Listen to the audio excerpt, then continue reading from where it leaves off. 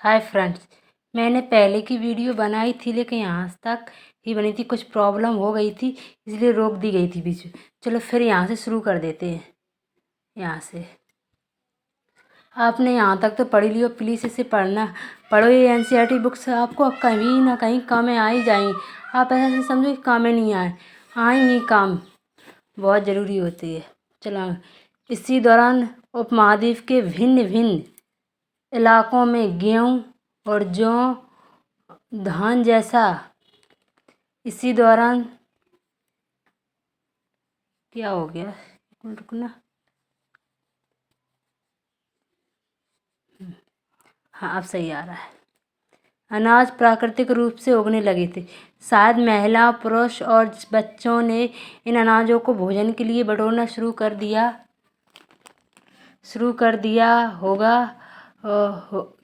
दिया होगा। साथ ही वे यह भी सीखने लगे होंगे कि यह अनाज यहाँ कहाँ उगते और किस समय पककर तैयार होते हैं। ऐसा करते करते लोगों ने इन अनाजों को खुद पैदा करना सीख लिया होगा। इस प्रकार वे धीरे धीरे कृषक बन गए। अब आपसे क्वेश्चन पूछा जाएगा कि मनुष्य ने सबसे पहले खेती किसकी की, तो गेहूँ और जौ की, और तीसरे पर धान। ये जरूरी मोस्ट क्वेश्चन है, कहीं पे भी पूछा जा सकता है या वनडे एग्जाम में पूछा जाता है कि सबसे पहले मनुष्य ने कौन सी खेती की, तो गेहूँ और जौ। पहले करना गेहूँ और जौ, अगर दोनों ऑप्शन में हो तो जौ करना, और अलग अलग हो तो आप देख ही लोगे अपने हिसाब से। चलो, पशुपालक कैसे बने। इसी तरह लोगों ने अपने घरों के आसपास चारा रखकर जानवरों को आकर्षित कर उन्हें पालतू बनाया होगा। मतलब ऐसा है इसका कि जो जानवर खाते थे घास, उसके सामने रखकर उन्हें अपनी तरफ आकर्षित किया, अपनी तरफ खींचा है। जैसे किसी इंसान को अपनी तरफ खींचना हो तो उनकी कहते हैं हर इंसान का दिल का रास्ता पेट से जाता है, इसलिए उसे खाने की चीज़ दो तो वो आपकी तरफ आकर्षित हो ही जाता है। पुरानी कहावत है, इसलिए मैंने आपके लिए शेयर कर दी। सबसे पहले जिस जंगली जानवर को पालतू बनाया हुआ कुत्ते का जंगली पूर्वज था, मतलब जंगली कुत्ते का पूर्वज था, जो आज के कुत्ते हैं उनका पूर्वज था। धीरे धीरे लोग भेड़, अब जो क्वेश्चन पूछा जाएगा आपको कि उस टाइम सबसे पहले जानवर कौन सा पाला था, कुत्ता। ये वनडे एग्जाम में या कहीं पूछा जाए, लेकिन कि उसके बाद क्या क्या पाला था, भेड़, बकरी, गाय, सूअर जैसे जानवरों को अपने अपनी घरों के नज़दीक आने को उत्साहित करने लगे। ऐसे जानवर झुंड में रहते थे। मतलब कौन से जानवरों को उन्होंने अपनी तरफ आकर्षित किया, जो झुंड में रहते थे, जो सीधे थे, अतर घास खाते थे। अब ऐसे अकेले रहते थे तो बहुत हानिकारक होते हैं, बहुत नरसंहार होते हैं, जो बहुत खतरनाक भी होते हैं, उन्हें तो नहीं पाल सकते, सीधे सा पालते। अक्सर लोग अन्य जंगली जानवरों के आक्रमण से इनकी सुरक्षा किया करते थे, और इस तरह धीरे धीरे वे पशुपालक बन गए। मतलब सबसे पहले फर्स्ट कि मनुष्य ने सबसे पहले कुत्ता पाला है, एक क्वेश्चन ये बनेगा इसका आंसर। उसके बाद मतलब मनुष्य ने क्या करा, भेड़ बकरी पाले हैं। और कैसे जानवरों को पाला, जो सीधे हैं, जो घास खाते थे, जो मनुष्यों पे आक्रमण नहीं करते थे, उन्हें पाला था। अब आपसे एक क्वेश्चन, एक छोटी सी ये लाइन है, आपको पढ़ना ज़रूरी है। आप मैं ये भी करूँ, अगर आप पढ़ें तब भी ये लाइनें पढ़ा करो, इनके बारे में सोचा करो। तो क्या तुम बता सकती हो कि सबसे पहले कुत्ते को ही क्यों पालतू बनाया है। तो इसका एक सबसे बेस्ट क्वेश्चन है कि ये मतलब अपने एक दूसरे जानवरों से अपनी सुरक्षा करेगा, कुत्ते का इसलिए पाला। दूसरी कि ये मनुष्यों की तरफ ज़्यादा आकर्षित होता है। ये दो क्वेश्चन दो हमारे आंसर इसके लिए। अगर आपको आते हो तो आप प्लीज़ इसमें कमेंट ज़रूर कर देना। बचने की प्रक्रिया 1200 वर्ष ईसा पूर्व हुई थी। चलो इसकी बचने की प्रक्रिया की हेडलाइन पढ़ लेते हैं। लोगों द्वारा पौधे उगाने और जानवरों की देखभाल करने को बचने की प्रक्रिया कहते हैं। मतलब इसकी क्या है, जैसे पौधे उगाया, खेती की, तो उसके लिए टाइम तो लगेगा। जैसे कि देखो, जब पहले उन्हें खेत साफ किया जाएगा, फिर बोया जाएगा, फिर वो धीरे धीरे बड़े होंगे, उसकी निंदाई की जाएगी, गुड़ाई की जाएगी, फिर समय पर पकें तब वो तैयार हो, तब कटेंगे, तब से रखे जाएंगे, इसलिए बचने की प्रक्रिया। और फिर जानवरों की देखभाल करने के लिए अब बहुत सारे जानवर पाल लिए तो उनको एक ही जगह इकट्ठा किया जाएगा। जैसे उनके लिए जो बकरियां होती हैं उनके लिए एक अच्छा सा हमारे गांव की भाषा में कहते हैं गौड़ा। उनका घर बनाया जाता है उनको, वहाँ बनाया जाएगा, इसलिए कहीं ले तो नहीं जा सकते, इसलिए बसने की प्रक्रिया को एक नाम दिया गया। अपनाए गए पौधे तथा जानवर अक्सर जंगली पौधे तथा जानवरों से भिन्न होते थे। जो अपनाए गए थे, जो अपनाए गए थे यहाँ, जो जानवर पाले थे, और जो खेती करने के लिए जो पौधे उगाए थे, वो जंगलियों से जो होते हैं, जो उनसे अलग थे, उनसे कुछ अच्छी क्वालिटी के थे, जानवर थे, उनसे सीधे थे, हानिकारक नहीं थे, खतरनाक नहीं थे, वो सही थे। वो जो पौधे हैं उनसे अच्छी क्वालिटी थे, कम बीमार पड़ते थे, अच्छी फसल उगाते थे। इसकी वजह से यह है कि बचने की प्रक्रिया की दिशा में अपनाए गए पौधों या जानवरों को लोग चयन करते थे। उदाहरण आप देखो, यहाँ से उदाहरण मिलेंगे के तौर पर लोग उन्हीं पौधे का, अब दो आ गया, उन्हीं पौधे तथा जानवरों को चयन करते जिनके बीमार होने की संभावना कम हो। मतलब बीमार होंगे तो उनका तो बहुत लॉस हो जाएगा। ऐसे ऐसे हम आज की सोच ही सोच, अपन कहीं बीज लेने जाते तो अच्छी ही क्वालिटी का लेता है ऐसे ही।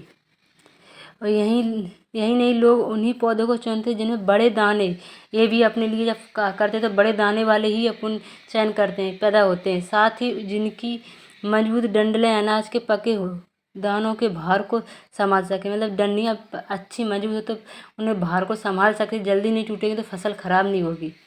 ऐसे पौधों के बीजों को संभाल कर रखा जाता। जैसे आज भी देख लो, जिस घर में किसान होंगे तो पहले बोएंगे फिर होगा, तो वो भी संभाल कर रखते हैं ना। ऐसे ही मतलब जो पहले था वो आज भी है, बस थोड़ी आधुनिकता आ गई और कुछ भी नहीं है, बस वैसा ही है। ऐसे पौधों को संभाल कर रखा ताकि फिर से उगने के लिए गुण सुरक्षित रह सके। मतलब अब क्या पता वो मिले ना मिले, जो अच्छा बीज है तो अच्छा रख लो अपने पास, सेव कर लो। उन्हीं जानवरों को आगे प्रजनन के लिए, मतलब जो प्रजनन के लिए चुना जाता था, जो आमतौर पर अहिंसक, मतलब जो हिंसा नहीं करते थे। इसलिए हम देखते हैं कि पाले गए जानवर तथा कृषि के लिए अपनाए गए पौधे जंगली जानवरों तथा पौधों से धीरे धीरे भिन्न होते गए। मिसाल के तौर पर जंगली जानवरों की तुलना में पालतू जानवरों के दांत और सींग छोटे होते, क्योंकि वो छोटे ही होंगे तभी तो वो अपने लिए होंगे। अगर बड़े होंगे तो उन्हें मनुष्य पे वो आक्रमण कर सकते, हिंसा भी कर सकते, उनकी जान को खतरनाक हो सकता है। इन दांतों को देखो, इन ऐसे कौन सा जंगली सुअर है और कौन सा पालतू है। तो ये देखो क्या होगा अगला, ये तो है जंगली, ये है पालतू। आप अपने हिसाब से देख लो और वो कर ले। मैंने कहा आपको एनसीईआरटी इतने अच्छे से पढ़ाऊँगी, चित्र भी बताऊँगी और समझाऊँगी, और अगर आपको कोई दिक्कत है तो आप भी इसमें प्लीज़ कुछ बताइए कि ऐसा पढ़ाइए निश्चय जी। एक नवीन जीवन शैली। तुम किसी पौधे के बीज को बो कर देखो, तुम पाओगे कि इससे विकसित होने में कुछ वक्त लगता है। वो तो टाइम लगता ही है, जो किसान होंगे वो समय जानते ही होंगे। इनमें कुछ दिन, महीने या फिर साल तक लगता है। जैसे हाँ, वो अरहर की फसल है जो अभी क्या चला है, जुलाई में बोई जाती है, तो वो उससे मार्च में काटी जाती है, तो पूरा साल लग जाता है। अरहर की फसल इसके लिए उदाहरण बेस्ट है सकता है। इसलिए जब लोग पौधे उगाने लगे तो उनकी देखभाल के लिए उन्हें एक ही जगह पर लंबे समय तक रहना पड़ा। बीज बोने से लेकर, देखो मैंने वही बताया, वही चीज़ आ रही है। बीज बोने से लेकर फसलों के पकने तक पौधों की सिंचाई, खरपतवार हटाना, जानवरों को और चिड़ियों से उनकी सुरक्षा करने जैसे बहुत से काम शामिल थे। कटाई के बाद अनाज का उपयोग बहुत संभाल कर करना पड़ता था। अनाज को भोजन और बीज दोनों ही रूपों में बचा कर रखना आवश्यक था, इसलिए लोगों को इसके लिए भंडारण की बात सोचनी पड़ी। बहुत से, अब ये बाद में पढ़ें, ये देख लो अनाज के उपयोग। बीज के रूप में अनाज के उपयोग आपसे पूछा जाए क्वेश्चन में कि अनाज के उपयोग क्या क्या है, तो बीज के रूप में और खाद्य के रूप में, उपहार के रूप में, भंडारण के रूप में। पहले पैसे तो चलते नहीं थे, कोई भी उपहार कर उपहार दे दो तो इसने इसी का उपहार होता है। ये चार हैं, यही तो छोटे छोटे पॉइंट आपको क्वेश्चन में सॉरी पेपर में हेल्प करते हैं। चलो यहाँ बहुत से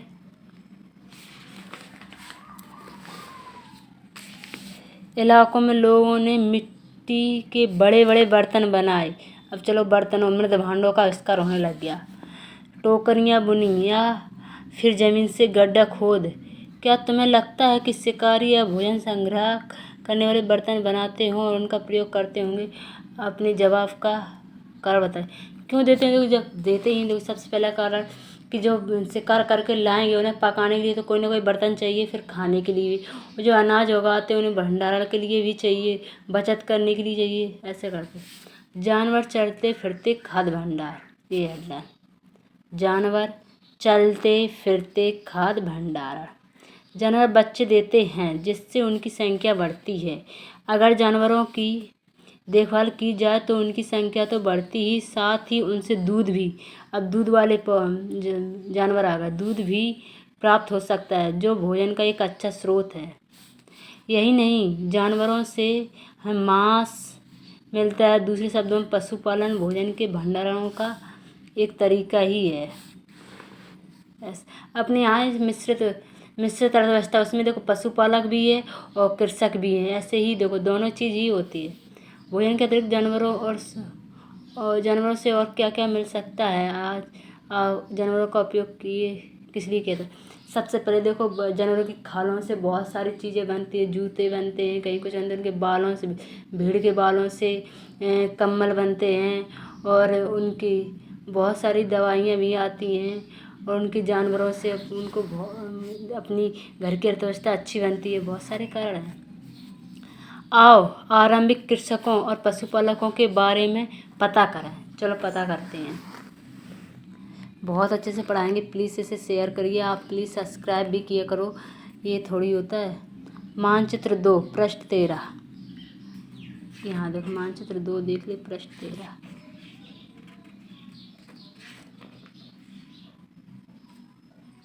ये देखो, ये अपना भारत का नक्शा है। देखो, चलो देख लेते हैं इसमें देखना क्या था।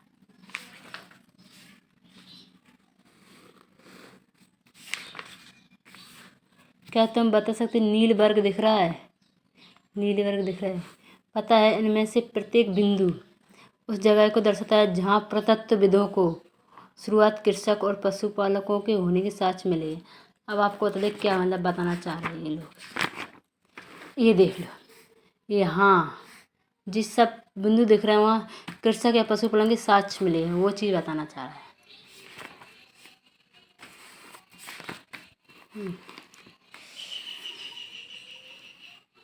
तो साक्ष्य मिले हैं।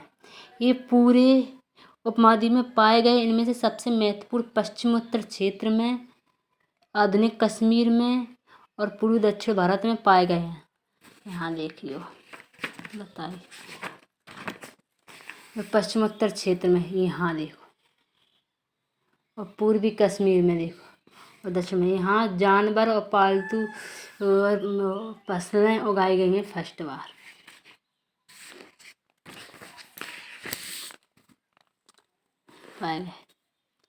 वास्तव में ये निर्दिष्ट स्थान कृषक और पशुपालन की बस्तियां थी, या इससे जांचने के लिए वैज्ञानिक खुदाई मिले पौधे और पशुओं की हड्डियों के नमूनों का अध्ययन करते।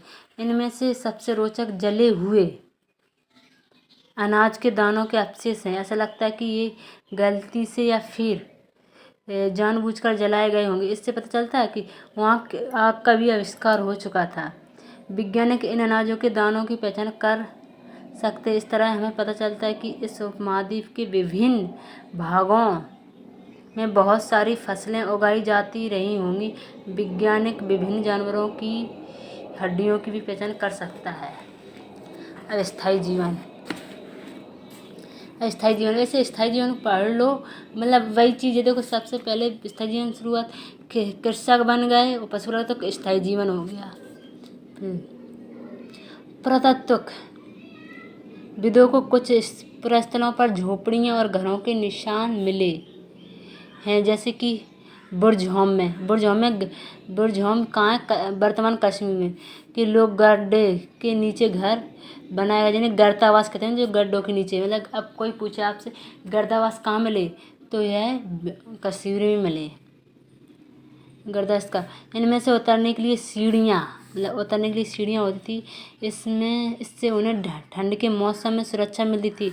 और पुरातत्वविदों को झोपड़ियों के अंदर और बाहर दोनों ही स्थानों पर आग जलाने की जगह मिली। ऐसा लगता है कि लोग मौसम के अनुसार घर के अंदर बाहर खाना पकाते होंगे। एक गणतंत्र चित्र का बना ऐसे देखो, ये तो मिट्टी का वो है, ये मिट्टी है, ऊपर मिट्टी है, वैसे खोद खोद के यहाँ गर्तावास बना लो, फिर यहाँ उतरने के लिए सीढ़ियाँ बना लो, ऐसा है।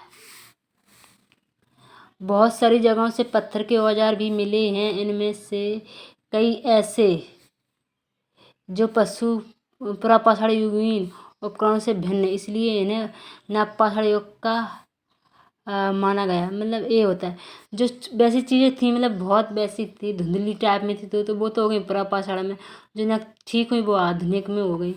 इनमें से वे औजार भी हैं जिनकी धार को और अधिक पैना करने के लिए उन पर पॉलिश चढ़ाई जाती थी। ओखली, मूसल का प्रयोग अनाज तथा वनस्पतियों से प्राप्त अन्य चीज़ों को पीसने के लिए किया जाता था। आज हजारों साल बाद भी ओखली और मूसल का प्रयोग अनाज पीसने के लिए किया जाता है। इसी तरह प्राचीन प्रस्तर युगीन, ये बहुत मुश्किल है। प्रस्तर युगीन औजारों का निर्माण और प्रयोग लगातार होता रहा है। कुछ औजार हड्डियों से भी बनाए जाते हैं। अब जो औजार देख लेते हैं, देखो ये थे प्रस्तर युगीन के औजार, पत्थर के, एक जे नवपाषाण युग के कुछ उपकरण, नवपाषाण युग के हैं कुछ उपकरण।